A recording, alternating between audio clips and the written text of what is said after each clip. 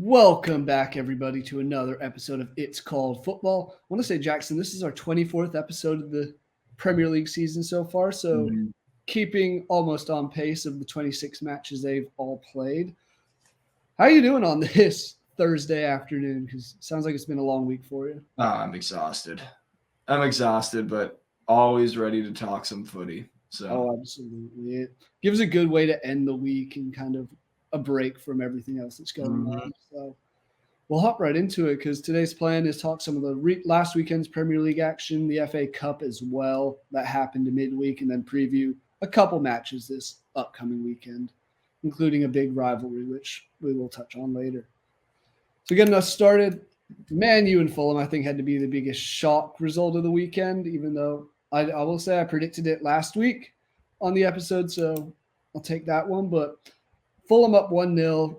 Harry Maguire out of nowhere kind of finds the back of the net from close range to make it 1-1 in the 89th minute. At that point, Jackson, we've seen so many times Man U scores a late equalizer and then a stoppage time winner. Wouldn't have been surprised, but this time it was Alex Iwobi for Fulham. Scored the latest winner at Old Trafford by our visiting team, the 97th minute, to give Fulham all 3 points. Yeah, crazy stuff. And like you said, when you see Man U in a situation like that, all you're thinking is, shit, here comes Scott McTominay. You're just thinking, here comes that late equalizer. But Fulham, to their credit, they came in and they were playing well. They had the lead up until the 89th after the Calvin Bassey goal. So they looked really good. Sure, Man U had a little bit more possession, maybe a few more shots, but Fulham looked genuinely pretty good throughout the game, especially on the road in Old Trafford. And then, the Iwobi goal at the end, brilliant way to score it as well. Absolutely. Give them that lead back right at the end. And great result for a club like that for Fulham, who you've never really thought they'd be going down this year. No. But the more points you get, it just separates you from that conversation at all. Because there was one point where Fulham was like dancing with maybe entering the relegation picture. But, I mean, they can pick up results like this. And because of that, they're going to be mid-table fine this year. Man U, this is not what you need to be doing, especially with what they're trying to accomplish right now. They're a little behind the curve, trying to get back into the Champions League spot. Heading into this week, they were 5 points back from Aston Villa. With this loss at home, they are now 8 points out. It's not what you need because we're getting towards crunch time now. We're getting to the final little bit here. Most teams only have 12 games left. It's not a lot left. So if you're Man U, if you're Eric Ten Hag, you got to be so disappointed with that, especially because you just got the equalizer in the 89th minute. Yeah. You do all this work to fight back. And look, you always want all 3 points, right? But if you can get a point rather than 0 points, that could be crucial down the line. So the fact that you do all this work, you get that goal back, and then just let it all go to waste in the 97th minute, it's got to be heartbreaking for him. Oh, absolutely. And I mean, to make matters worse, Tottenham is sitting in 5th place ahead of Man United for that Europa League spot. And a draw here would have moved it to a 2-point gap.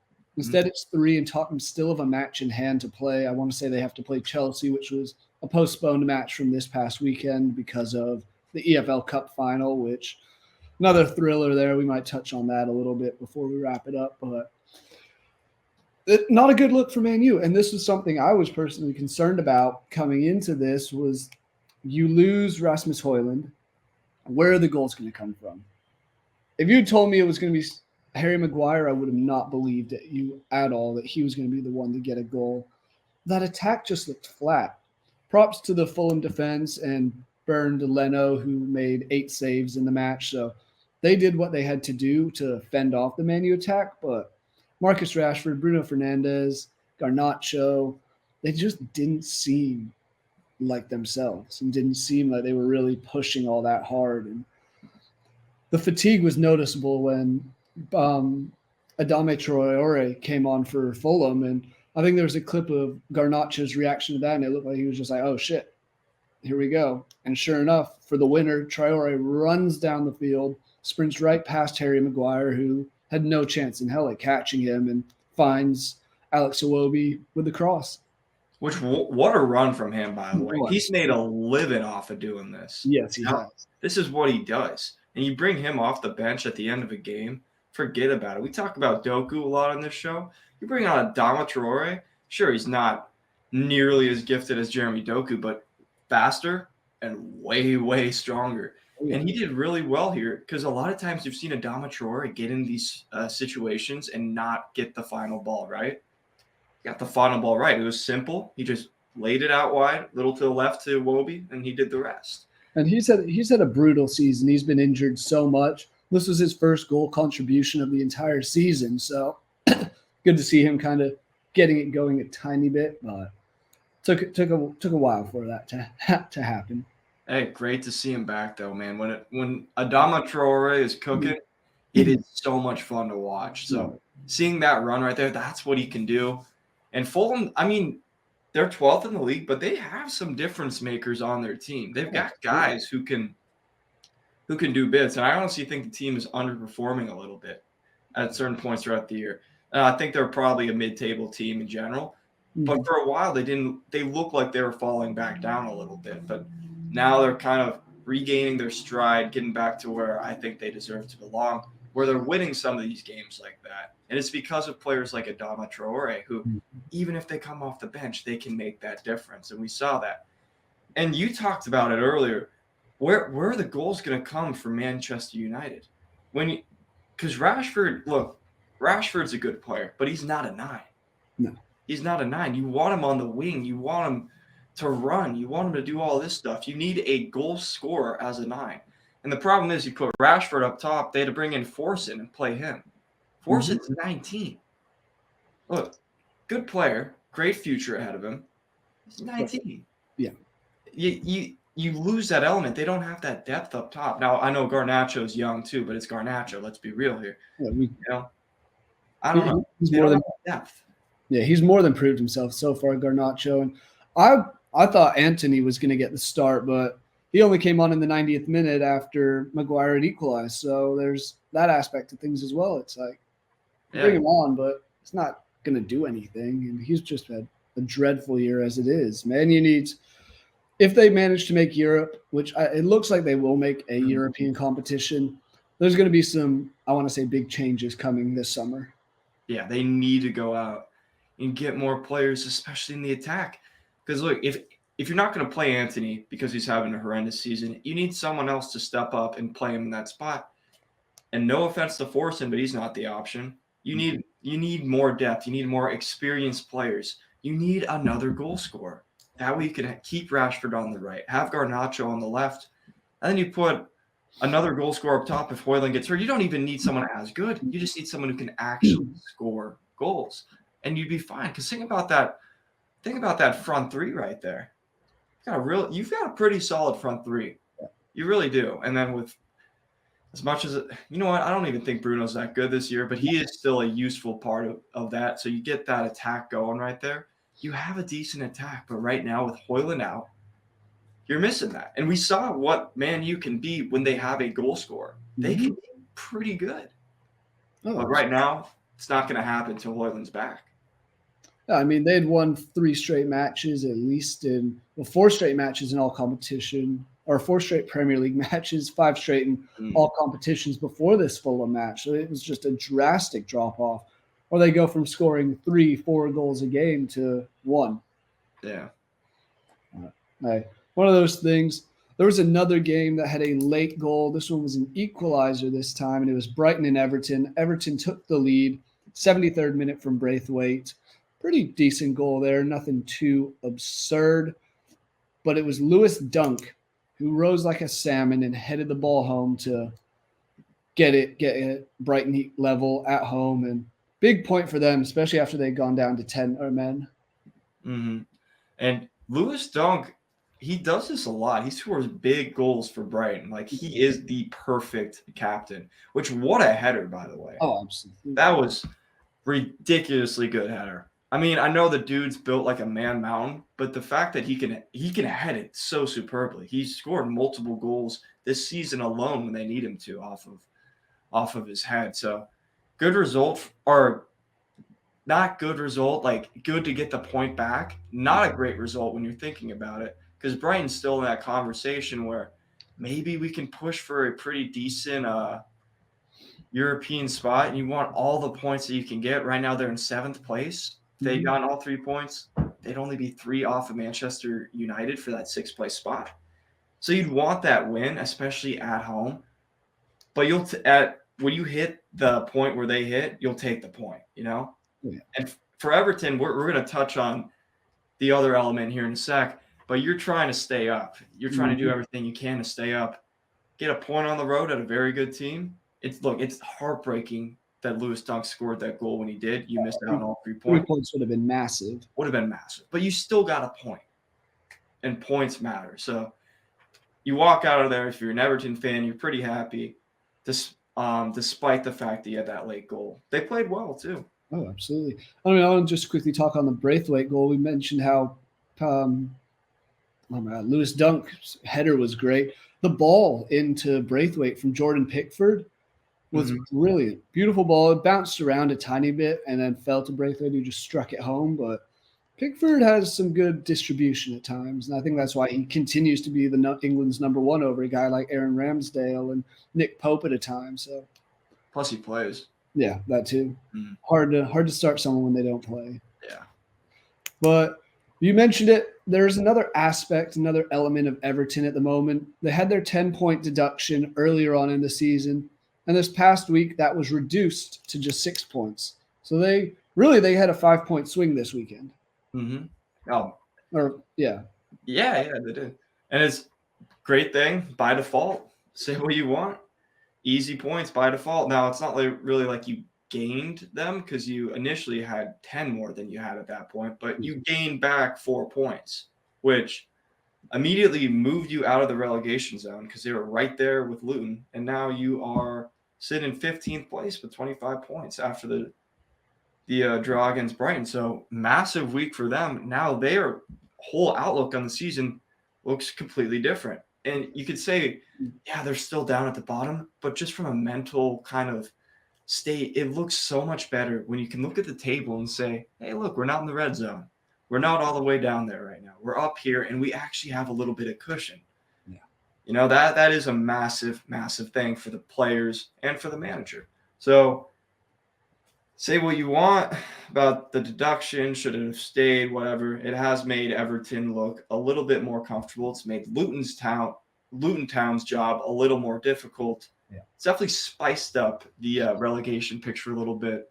And I'm curious, what do you think the fallout is going to be now that their point reduction was reduced to 6 when you look at teams like City and Chelsea who are they're likely going to have something passed down their way as well.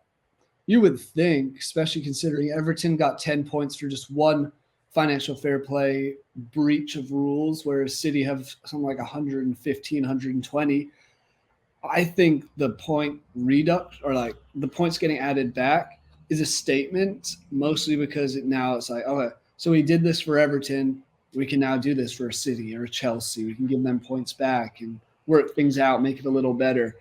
I still personally think they should both get relegated to at least League One for all their breaches, but because they would work their way back up relatively quickly, one would think. They'd have to sell everybody, but it would be the money they would get for selling everybody would be enough for them to figure out how to get back. So it's one of those things that I'm like, I am not surprised Everton got points back. I'm happy it's only 4 and not all 10, but it's one of those things. I think they're looking at Everton as the test dummy to an extent for what they need to do for these bigger sides, because there's so many breaches by Chelsea, Man City. I think even Forest might have some, because in my opinion, there's no way you're spending that much money without something going on and bringing in that many new players that they did.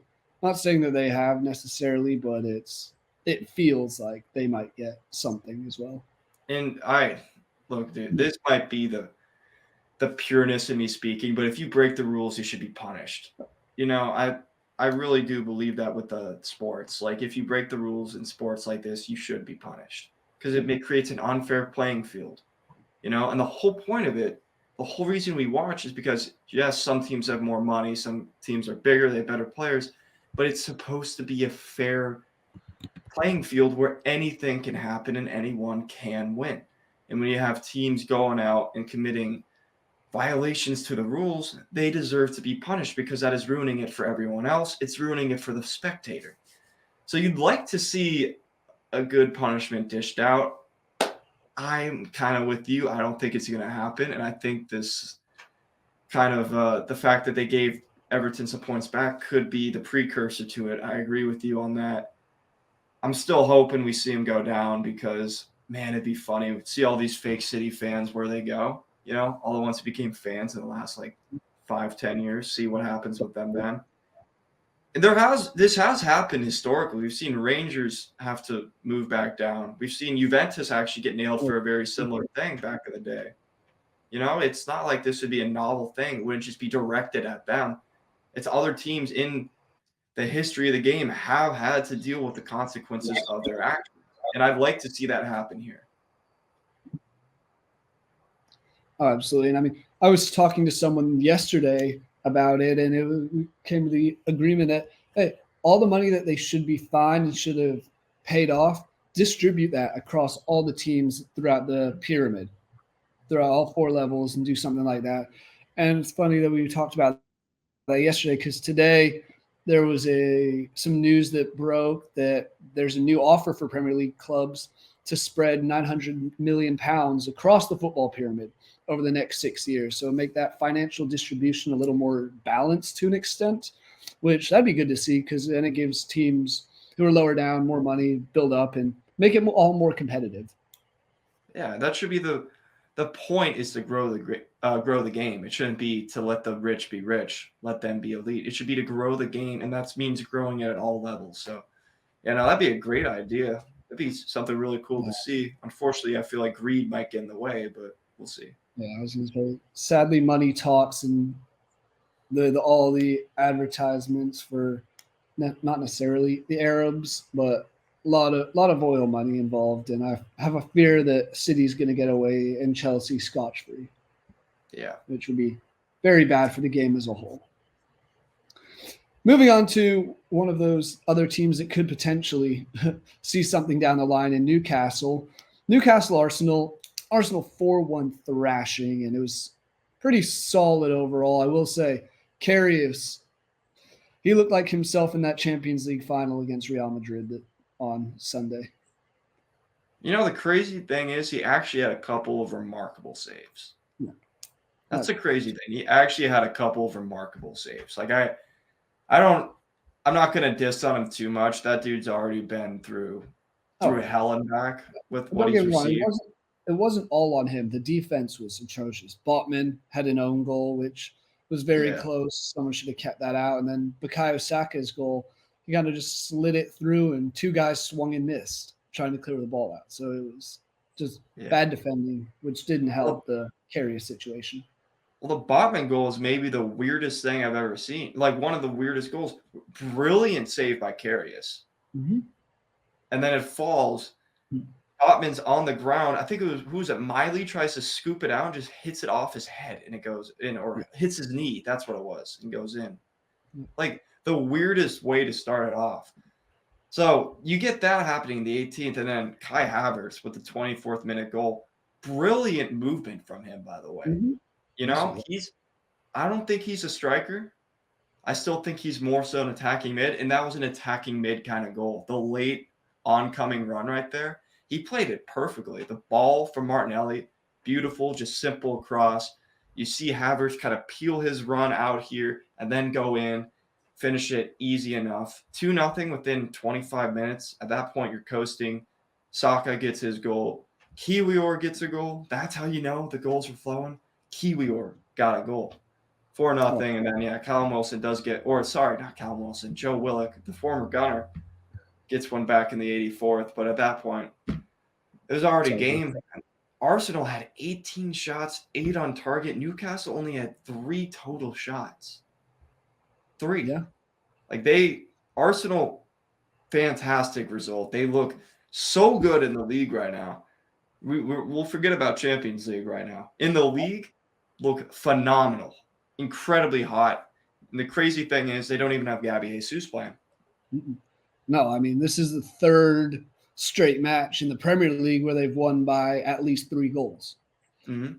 Kai Havertz, just wanted because you mentioned him. Second, 2 goals in 2 matches now in the Premier League. He's looking like he's finally kind of finding a form with Arsenal, which is massive for their title push, as they are only 2 points back of Liverpool at the moment.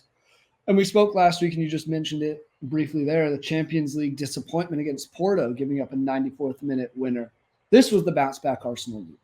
This was kind of what I think we both expected them to bounce back. I didn't think it was going to be this dominant of a form. Neither did I. What they're doing right now, offensively, flowing like I've never seen them flow before. You know, what they've got going right now, it's obviously not going to last. You know, eventually there's going to be a tail off. You can't continue this kind of form forever. But right now, the way they're playing, they look unstoppable. And with the game coming up this weekend, you'd expect something similar to continue. With the next couple games, honestly, you'd expect something to continue. And that leads up to the Man City game on March 31st. If they can keep this hot bit of form going, maybe they do have a shot when they go to Manchester City. We'll see. Yeah. I mean, looking at their next 2 fixtures, away to Sheffield United should be a win. Could be another thrashing. I wouldn't be surprised at all. And then play Brentford at home, and Brentford's up and down. We'll talk on their match this past week next, but it's one of those things that you get 6 points there. Suddenly you have the Champions League in the midweek. Then you have a week off for FA Cup action because of Chelsea is playing in the FA Cup still, annoyingly, I'll say. But yeah, then you play Man City. So that gives you almost, really, it looks like you get damn near 2 weeks off between your Champions League match and playing Man City to prepare. That's plenty of time for Arteta to get the boys going and even get injuries back. Don't know who all is still hurt, but it's something that gives you time to recover and recoup and get prepared for your biggest match of the season thus far. Yeah, and you keep this hot bit of form going, even if you lose that game against City, which is likely going to happen. I think City's going to be up for that. I think the revenge is coming. I think they'll get it done. But even if you lose that game, hopefully that doesn't just destroy everything you've been building, because you've been building there. And you're right there. If you drop points there, it won't be catastrophic. You can still get it back. And City has shown this year that they are vulnerable to dropping points. So it wouldn't be the end of the world as well. And if you could keep racking up the goals, building that goal difference that they have right now. Yeah, best goal difference in the league now. They've got a shot. They've got a shot. Still don't think they'll win at City. But even if that doesn't happen, they can keep this form going they're in right now. They have 100% got a shot. Oh, yeah. And I mean, Liverpool and Man City still have to play, so you never know what's going to happen there. Say, for example, they draw. Then all it takes is an Arsenal win and you're top of the league. Yeah. There's so much to play for, and this is by far the most exciting title race we've had in what feels like a very long time. Yeah, in a long time, because it's not just 2 teams, it's 3 teams. Yeah. Yeah. It's a 3-team race, 2 points separating them. It goes, as of now, Liverpool with 60, Man City 59, Arsenal 58. A lot to play for, and we'll definitely keep talking and touching on that title picture as it goes. Last match I want to go into a little bit of depth of for this past weekend of matches in the Premier League. West Ham Brentford wasn't anything too crazy. It was a 4-2 win for West Ham. 2 great goals at the end there. Emerson scored an absolute banger for West Ham, and then Ioane Wassa had a nice curl that got past the diving goalkeeper, which was pretty good to make it 4-2. But story of this one, Jarrod Bowen gets a hat trick, 12th hat trick in the Premier League this season by all teams, all players. It was 2-0 after 7 minutes. Mm-hmm. And, I mean, that's the perfect way to start a game. 2-0. We've talked about this a lot, but first 5 and last 5 of a half are always the most important time of a game. It shows how ready you are to start out, because if you're scoring goals early, you're locked in. If you're getting scored on early, you're not locked in. You came out flat and you got caught, and then you got to try to get the game back. West Ham came out, and Jarrod Bowen scores 1 in the 5th minute, and then 2 minutes later, carries with that momentum and gets himself a second one. And from that point, it's so hard to get back. No matter who you are, it is hard to get back, because that is just such a blow. Because you spend all this time preparing throughout the week, throughout the previous few days for this game. You're going over tactics. You're watching film. You're thinking in your head, what do I have to do to win my battle on the day? And then you step on the field, and have Jarrod Bowen score 2 goals on you in the first 7 minutes, you're like, well, there goes everything. It's out the door, So great way to start for West Ham. Horrible for Brentford. But to be fair, 13th minute, got one back. Yeah, Neil Maupay gets one back, and at that point, it was a game. The teams were going back and forth throughout the whole rest of the first half, early second half. And then Jarrod Bowen, I don't know what Brentford was doing defensively. I don't know. Did you see the Bowen goals? I didn't. So a cross in for his hat trick in the 63rd minute. There was no one within probably 5-6 feet of him. He just jumps up about 7 yards from the goal line, just heads it in, unmarked.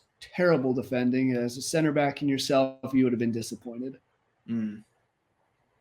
Yeah, there was some very shocking defense on display throughout the last week. I will say that. So that doesn't shock me. I'm sad I didn't get to watch this game due to, that whole school thing, but it is what it is. Yeah, it is what it is. Hey, almost done. You're almost there. Almost done with the hard stuff. But Jarrod Bowen, man, he's got to be going to the Euros for sure. I mean, I don't see why he doesn't. I think if I'm Gareth Southgate, you take the best players at the time, and Jarrod Bowen is the best, or not the best, but one of the best players that England could have at the moment. Issue with him, as we mentioned so many times, is that attacking front is just so lethal. There's so many good options. I will say biasly, if you want to win trophies and have guys score goals, maybe bringing a bunch of former Tottenham players isn't necessarily the move. But hey, that's something for a different day. Because looking at the attack right now, just for the last international break back in November, England's attack was Bukayo Saka, Phil Foden, Ollie Watkins, Jack Grealish, Marcus Rashford, and Harry Kane. I would say I would take Bowen over probably Ollie, maybe even Rashford. I know they're going to keep Rashford because he does play well for England. Jack Grealish, I think he's there for vibes. So, but you're not going to leave out Saka or Foden or Kane. It's one of those things. Kane will always start no matter what. Oh yeah. Hey, as long as he can put away penalties, I will be happy. Didn't do that in 2022. Didn't do that against France. Nope. Kick was up, and it was good. Oh yeah. He was playing American football at least. Yeah, he's getting ready for his second career. Absolutely. I'm still here for that. Oh, I am also. I think he would be great as well. I think it'd be so fun to see. You can just use that penalty as his tryout footage. Yeah, exactly. Yeah, here we go. Look at this. 100-yarder right there. Oh, absolutely. And I bet he could nail probably like a 60, 65-yarder if he – this is not necessarily in pads and all that, but I bet he could easily knock that through. I bet he could get over 70. Really? Okay. Yeah. I would think it would be such a cool experiment and cool to see a big-time Premier League player and now Bundesliga player come over and play in the NFL. Back to Jarrod Bowen. That gives him 14 goals on the season. He is 3 behind Erling Haaland for the Golden Boot. Do we see a shock turnaround, and do we see Jarrod Bowen make it happen? I don't think so because Erling Haaland, I know his FA Cup, but we'll touch on his. Yeah. He's back on form. I'll put it that way. And when he's back, he's back. Because think about it. He's been out of form this year. He's been hurt, and he's still leading. Yeah. That just demonstrates how good this dude is at scoring goals. So he's going to win it. He's going to score plenty of goals before the season's out. But, dude, Jarrod Bowen is having himself a year, and he's doing what he needs to get on that England squad. That's all I'm saying. Other people are fading off. He is hitting his form at the right time to make sure he's on that flight to Germany. Yes, he is. And all it takes is we've seen how injury-prone some of these other England players have been in the past. All it takes is one knock, and you're right there. Mm-hmm. And it's not like Bowen doesn't have international experience. He has been called up a couple times. That's 5 caps. So it's one of those things that he could be there. We just don't know. Lula mentioned the FA Cup. That did happen this week, the round 5, which was roughly the round of 16. 8 matches, a lot of Premier League teams involved. We'll start with the big one that we just mentioned, Erling Haaland and Man City. Really, it was the Erling Haaland and Kevin De Bruyne show. 5 goals for Haaland, 4 assists for De Bruyne. They win 6-2 at Luton. I expected nothing less, but this is just, if you're seeing this as a Liverpool or an Arsenal, little concerned that they're finally getting back into form because it's been a while. Haaland obviously being out, De Bruyne being out. Now they're back in form, and it's scary. Yeah, any fan though who looks at this and suddenly is freaking out, you should have known that this will happen eventually. Yeah, like I've been sitting here, I'm like, oh, it's close, but I still think City's going to win the league. You know, with who they have, with De Bruyne and Haaland, that is the most lethal combination of goal scoring that you could have on the planet right now. The best assister in the game with the best goal scorer in the game. Not even fair. So when they are cooking, you don't have a shot because Holland's just going to bag 5 on your head. Yep, exactly. And I mean, some of them were really close tap ins, but that just goes to the distribution of De Bruyne and the playmaking of everybody else to work around and draw everyone over. Because sure, you'd love to double team, triple team even Haaland at times, but then it's going to be what Phil Foden or Bernardo Silva, Jack Grealish can even get on the score sheet. It's a whole load of things that they can attack you from anywhere, and that's what's scary about them. Yeah, and the crazy thing is, at one point this game was 3-2. No, it was. A game. Yeah, it was a game for a little bit, and then we all know what happens. Out of nowhere. If only he played for his hometown team. Yeah, that would be wild. But speaking of that, my team as well. Leeds took on Chelsea, and I think this was probably the most exciting match of the FA Cup midweek. Ultimately, Chelsea won 3-2, 94th minute or 90th minute winner from Conor Gallagher. Is what it is, but Leeds played extremely well and really brought it to Chelsea. Chelsea up 2-1 in the first half. And it's all the guys you never expect to score in a Premier League. Nicholas Jackson got a goal. Mudryk got a goal. Conor Gallagher got a goal. Take it. Leeds had a 19-year-old or 20-year-old score a brace in Mateo Joseph. So if you're seeing this Chelsea and you want to spend some money, drop a quick 50, 60 mil on him. Promise that's nothing for them. It's pocket change.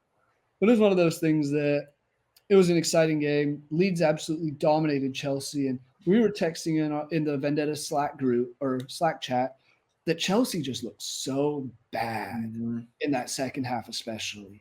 They were outpossessed, outshot, drew 1-1 in the second half, but it was just domination from Leeds. Yeah, and to do that at home, and you're still in a competition. You just lost in the final, in the League Cup final. So maybe you should take that as a bit of motivation, you'd think, and say, oh shit, let's go and try and win this one now. We're still in it. Nah, they just sleptwalked their way through. Now it worked, and if that was the goal, is to win while looking as bad as humanly possible when Jackson had the TV on, they did that. But I mean, yeah, that last minute goal, dude, they did not deserve that. No. That was so stupid. You're like, are you kidding me right now?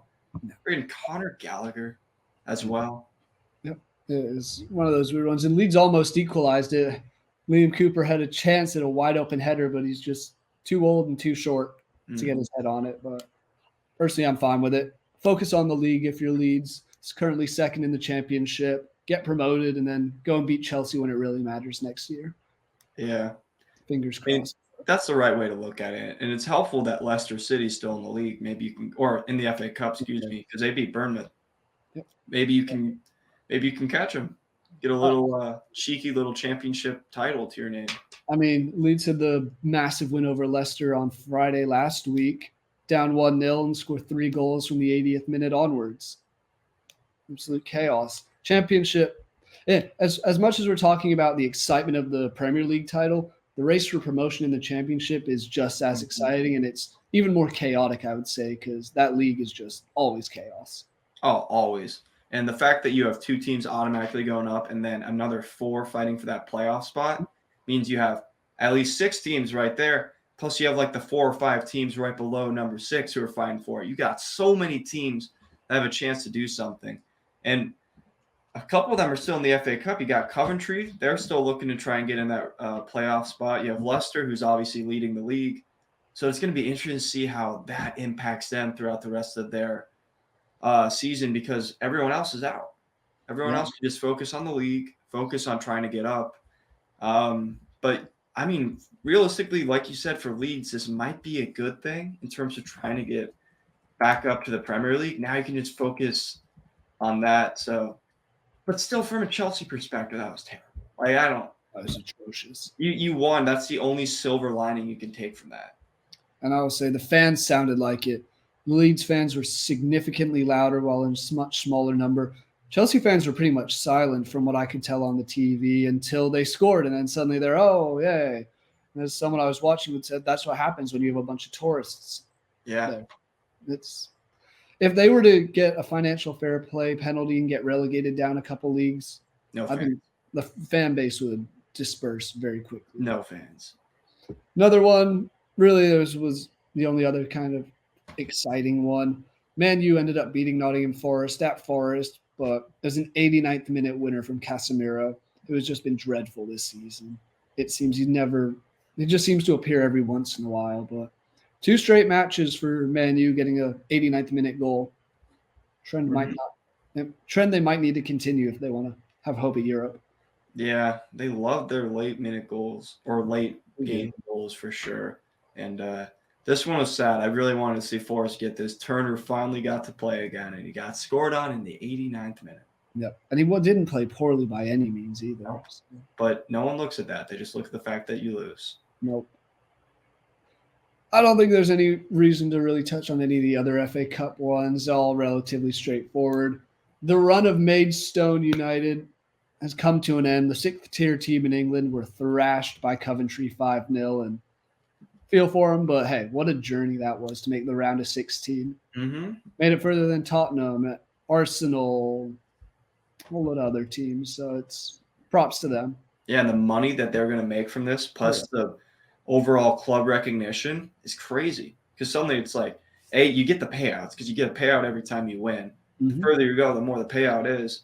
And now people are like, oh, look, Maidstone United. Maybe we should look more into that. Oh, look, I'm kind of close to that. Maybe I should start supporting them a little bit more. Yeah, supporting the local club. Yeah.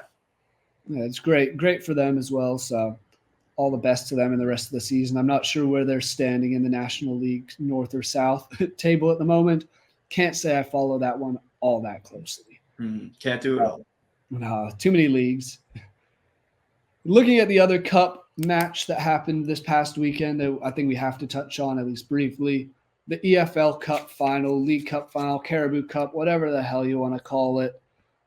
Chelsea, Liverpool, and ultimately it was 0-0 at the end of regular time. Goes to extra time, and Virgil van Dijk scores his second goal of the game in the 118th minute. This time it actually counted, as he had one ruled by VAR for being offside. This was another just dire game between the two.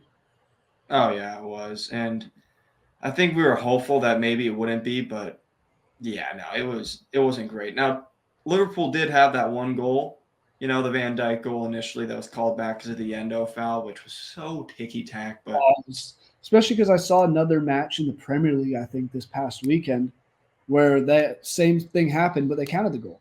Mm-hmm. This is my issue with VAR. Be consistent. I don't think it's asking too much. I don't think it's unfair, but hey, whatever. And I will say this, for as bad as Chelsea looked in the second half against Leeds, they actually looked really good in the second half against Liverpool, and they were on top. They looked like the team that were going to win the game, and they go into extra time, and then out of nowhere, Liverpool's back on top. Even when they throw in their youngsters, they just keep cooking. And it was a captain's goal that got him the win. That was Van Dijk saying, I'm winning this. I'm putting the team on my back. Yeah. I might be gone. I know Klopp's going to be gone for sure. We're winning this thing, and I'm going to do it if no one else is going to do it. 118th minute, the big man gets himself a goal, and that's what a captain does. Absolutely. And the excitement on Klopp's face when the final whistle blew was superb. This is kind of what we're expecting from. He still has the FA Cup that he can win as well as the Premier League title this year. Wouldn't be surprised if they get at least one of those. Yeah. It's going to be interesting to see what happens. But I saw a report say that he said this is probably the most excited I've been for winning a trophy, and it's the EFL Cup. It's not the FA Cup. It's not a Champions League, which he's won many of both. Won the Premier League, Bundesliga. He's won everywhere he's been, but it was this one. It was just special because it's potentially his last trophy as a member of Liverpool. Yeah, and that shows how much the club means to him. If he's getting this excited right now for winning the League Cup, which is still like it's still they're great, still right? winning. It's still awesome. But it's not the Champions League. It's not the Premier League. It's not the Bundesliga. You know, that shows how much this club means to him and why it's actually so sad that he's leaving. And even though like I'm an Arsenal fan, you're not a Liverpool fan, I think we can both admit the league is better when you've got Klopp running onto the field to go celebrate with Alisson when they score a late game winner against Everton. Like, it's better with his kind of quirky little mannerisms. The fact that he's just punching his fist like crazy every time something happens, and that brilliant electric white smile. Everything about him, we're going to be missing it. So it is great to see him kind of going out on a happy note. And he's took one step closer to a really golden sunset. Still got a little bit to go, but he's in multiple different competitions right now where he could win it. I don't think they'll win the league, but man, if they do, that'd be what a send-off that would be. Oh, go out and get the quadruple, win the FA Cup, Premier League, obviously the EFL Cup, and then go win Europa League. Mm-hmm. What a way. And I want to give a quick props again to Virgil van Dijk. Usually when a team lifts a trophy, the manager's not in sight. He brought Klopp front and center to lift the trophy with him. And Klopp was so great stuff there to see for him. And Liverpool fans, we'll see what happens this summer. See who you bring in. And wouldn't be surprised if it's a guy like Xavi Alonso, who's been doing wonders at Leverkusen. A couple other guys as well getting shouts. Maybe even Ange. Yeah, Ange. I think Ange will stay. But I don't think he leaves. Yeah, you never know. But looking at this weekend, enough of looking at the past, time to look ahead to not the most exciting weekend, which we said last weekend, and then there ended up being some okay games, nothing too crazy. Our match of the week had to be the Manchester Derby, Man City, Man United at the Etihad. What are you expecting from this one? And do you think Man U has any real shot? Nah, I don't. No. With Haaland scoring 5, he's got his confidence back. Yeah. Man U doesn't have their goal scorer. They're not going to have people who can, create like Højlund. He could just, with the form he was in, he could just get one chance and finish it. I could 100% see that. I don't see that happening now. I don't, outside of maybe a spectacular like Rashford goal or maybe Garnacho does something crazy, I don't see them really breaking down City's back line. Because even when like Chelsea plays, we see them give Man City fits because of their speed, their overall movement, and their commit towards counterattacking. I don't see Manchester United having that same threat. I think they're going to get dominated in possession, which you'd expect. And I think City's going to put 3 on it. I don't think they get 1. I think it's 3-0 to Manchester City. They look so good right now. Oh. Now, their defense, I will say, has looked a little shaky in recent weeks compared to their offensive output. You see Luton getting 2 goals. You see some other teams getting some goals against them, So they look a little shaky, I'd say. But I just don't think anyone in Manchester United is going to score. I think they'll have chances. I don't think anyone's going to score. And I think City will score. I think Haaland gets a brace, and I think they win 3-0. Comfortable Derby match win. I can see that happening. And the last 2 times for whatever the word is, the last 2 times these two played at Man City in the Premier League, 6-3 and 4-1 to Man City. So they've been winning by 3 goals at home. I like the 3-0 shout. I could see Man U potentially getting a goal, but I just don't know where it'll come from. You can't rely on slabhead Harry Maguire to get you one late like he did against Fulham. Don't know if Bruno Fernandes is going to be up for it. It's one of those things that there is nowhere that I see Man U having an advantage over Man City. So I'm going to be relatively comfortable. I like the Haaland shout. I think Phil Foden could potentially get one as well. It's going to be one of those games that I think Man City dominates. Man U gets maybe 1 or 2 chances, and that's when Anderson steps up and makes a big save. Yeah. I don't see any chance that they get one. No, I'm with you. I'm thinking at least 2-0, if not 3. So, other matches this weekend, the other one I have on my rundown of stuff to go through, Newcastle Wolves, solely because we don't talk about these 2 teams a whole lot. Mm-hmm. And they're sitting 9th and 10th with a point separating them. So it's not like they're fighting for Europe, but both teams currently, say it's the top 7 that go. Both these teams are a point and 2 points back from that 7th place spot and a potential UEFA Conference League appearance next season. So it's a relatively important match for these two. What are you expecting? Who do you think gets it done?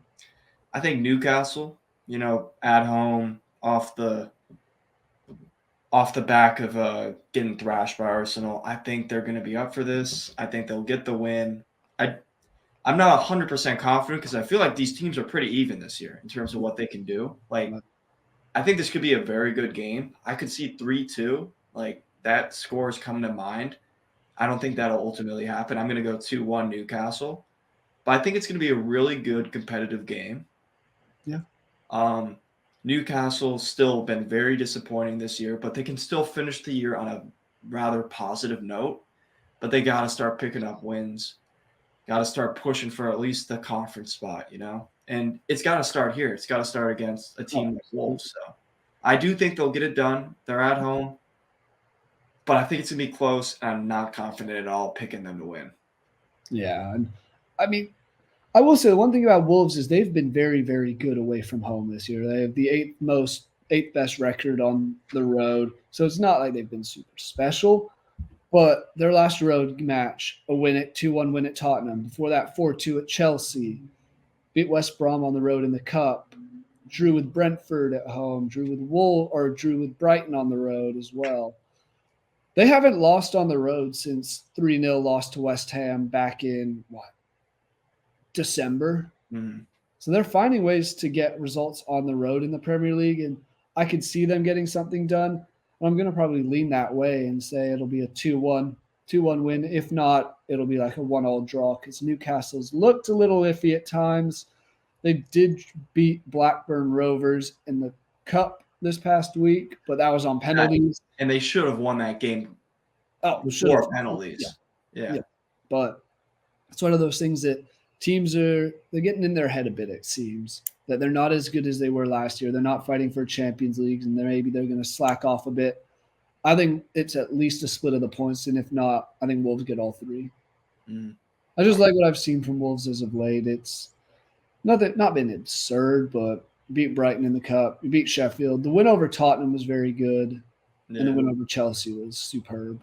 Another hat trick there from Kwana. Yeah. All right.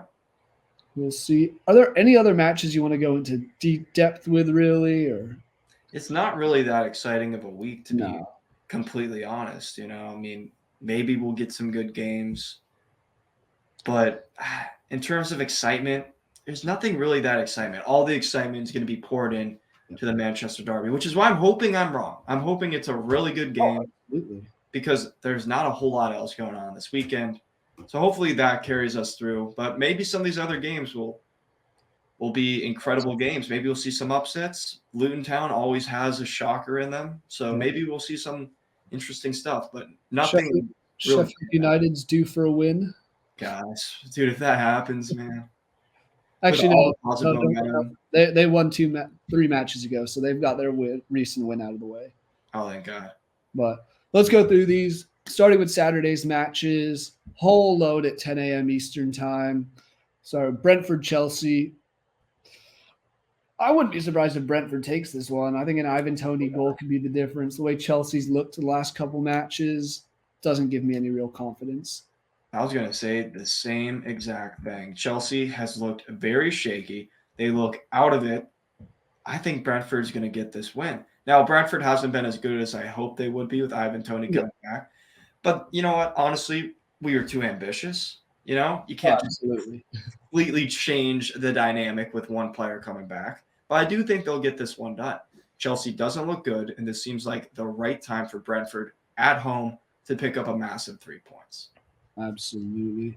Another team tied on points with Brentford is Everton, and they're hosting West Ham. After the way West Ham took care of Brentford, sure that was at home, I think they'll take care of business against Everton. See, I'm going the opposite way and saying Everton gets the win. I think they look all right now. They look all right, and with the news of the point deduction being taken down from 10 to 6, I think they're going to have a little pep in their step, and I think they're going to get this win. They're at home. I think the Goodison crowd is going to kind of back them a little bit more now, and I think they're going to get this they're going to get this win and really kind of start to separate themselves back away from the relegation battle. Yeah, That's the feeling I have. they really need to because they haven't won a match in the Premier League since December 16th. So it's been a long time coming, and maybe they are due for a win. I'm just feeling that West Ham is on a little bit more of a heater after their win recently. But even then, they haven't been that good.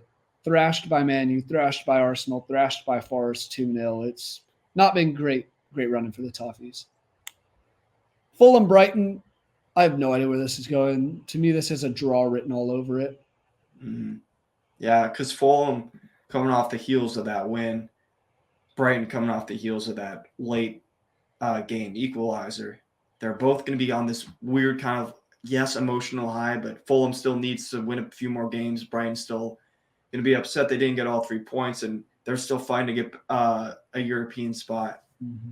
I think a draw, a 1-1 is honestly a good call. I like that call. I'm going 1-1. I don't have a necessary score prediction, but I think it'll finish as a draw. Spoke on Newcastle and Wolves. Forest Liverpool. What are you thinking on this one? I think it's pretty self-explanatory. I think Liverpool Forest, Matt Turner scores penalty. Oh, yeah, imagine that. Sub him on late. But no, it's going to be Liverpool.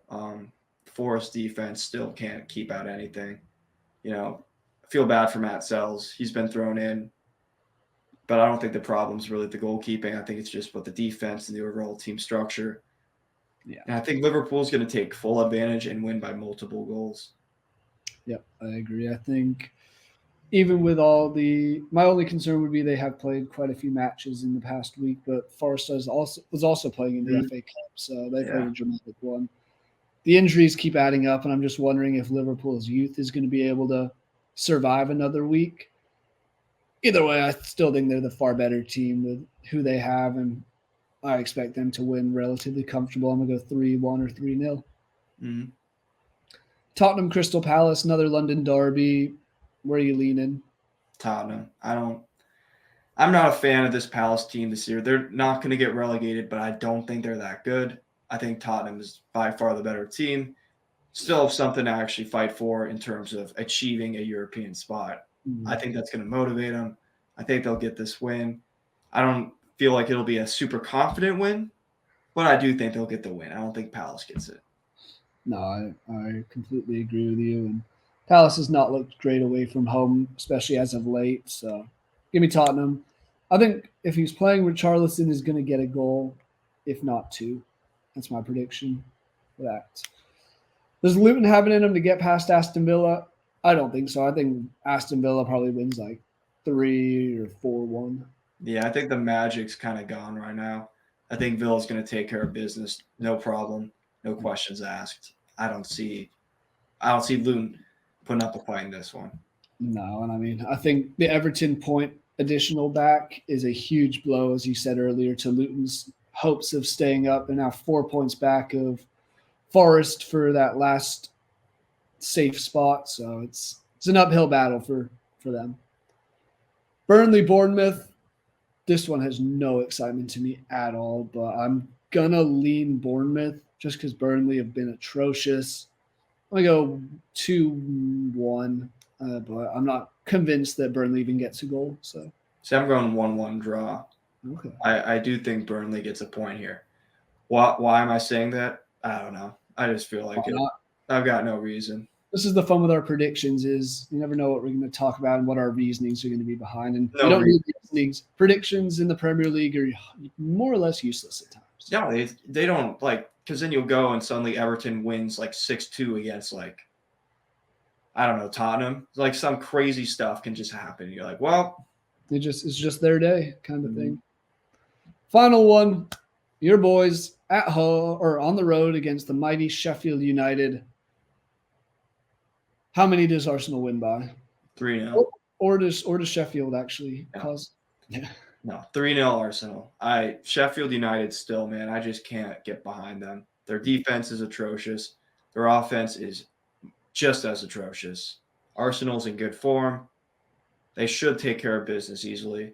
Granted, now that I say that, because the last few weeks I've been a little iffy about Arsenal, and then they started performing well. Now that I'm on board, They'll probably lose.